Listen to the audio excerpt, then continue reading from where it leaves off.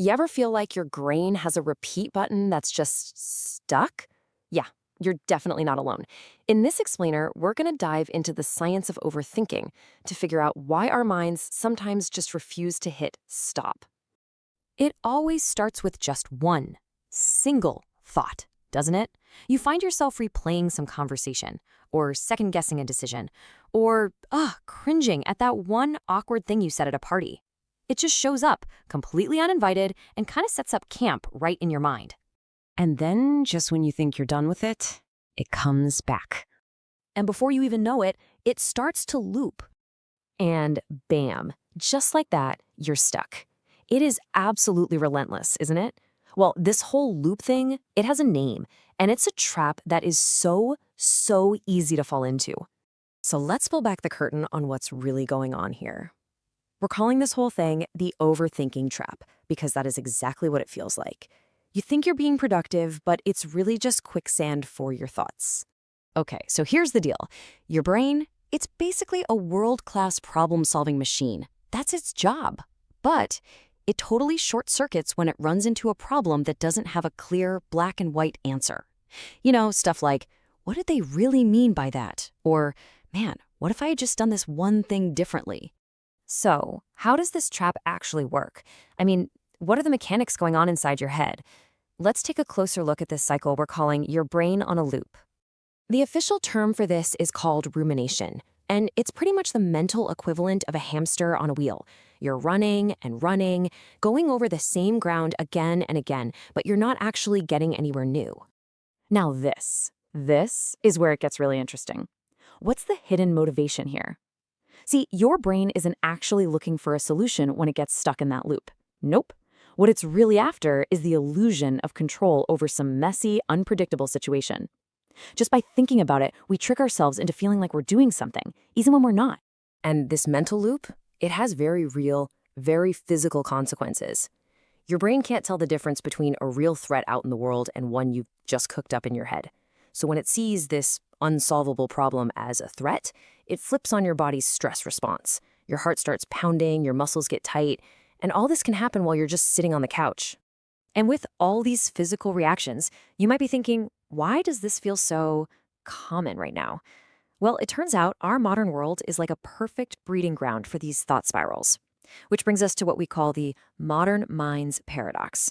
Let's break it down. We are just bombarded with constant information from our phones 24/7. We see endless comparisons on social media, which makes us question everything about our own lives. And we face what's called decision fatigue from having way too many choices for even the simplest things. Our brains just never get a break. And here's the huge, kind of funny irony in all this. You'd think, right, that all this extra analysis would lead to better, smarter decisions? But no, it so often does the exact opposite. It leads to what they call analysis paralysis, where you get so completely overwhelmed by all the what-ifs that you just freeze. You end up doing nothing at all. Okay, so we've covered the what, the how, and the why. Now, but we really need to go one level deeper.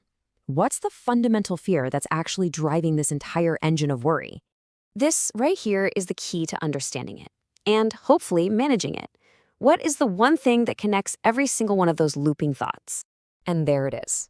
It's not actually about the specific person, or the comment, or the mistake. The real enemy your brain is fighting against is uncertainty. It's that simple, terrifying fact that you just don't know what's going to happen next. See, your brain is a prediction machine. Its whole design is to anticipate outcomes to keep you safe.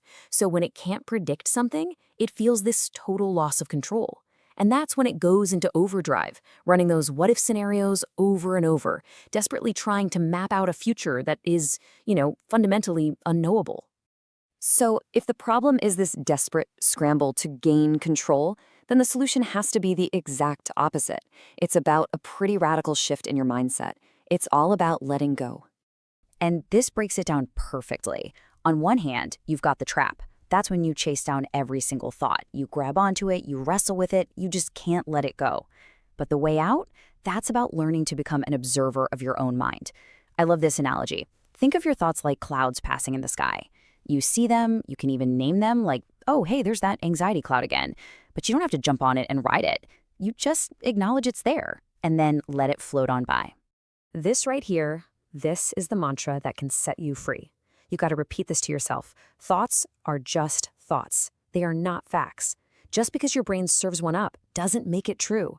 It's just weather in your mind. A really powerful way to practice this is to reframe it. Instead of thinking, I'm going to mess this up, try telling yourself, I'm having the thought that I'm going to mess this up. That tiny bit of distance, it can change everything. At the end of the day, your mind is an unbelievably powerful tool, but it's still just that, a tool. And when that tool gets stuck on a loop, sometimes the absolute best thing you can do is just change your focus, physically. I mean it. Get up, walk around, splash some cold water on your face, name 5 things you can see in the room right now.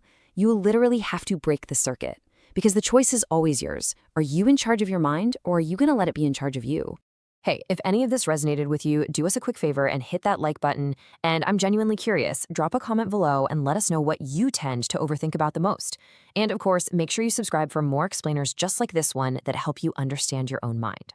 And remember to be kind to yourself. This stuff is hard, and it's a quiet battle that millions of us are fighting every single day, right inside our own heads.